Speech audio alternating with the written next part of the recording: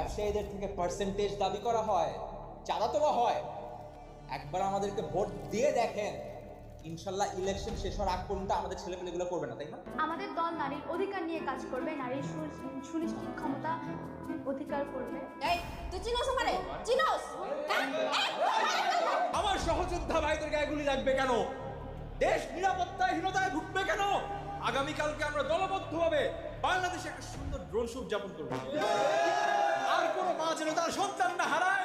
আমরা কালকে স্কাইওয়াকে যাব, আর সহ্য করবো না। কালকে আতিফুলের কনসার্ট হবে। ভাই, বর্তমানে আমাদের দেশের নিরাপত্তার যে পরিস্থিতি, এ নিয়ে আপনাদের পদক্ষেপ কি?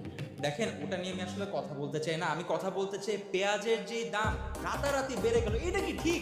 এটা তো ঠিক না। এটা নিয়ে আপনারা কোনো কথা কিন্তু বলেন। আগেও বলেছি, এখনো বলবো, আগামী মাসে ইলেকশন হবেই। আপনি তো বলবেন, আমি এটাই বলছি। ও আচ্ছা, ইলেকশন এই দেশের স্বার্থে, জাতির স্বার্থে একটা বার আমাদেরকে বিশ্বাস করে ভোট দিয়ে দেখেন একবার। কি ভোট আমরা আপনাদের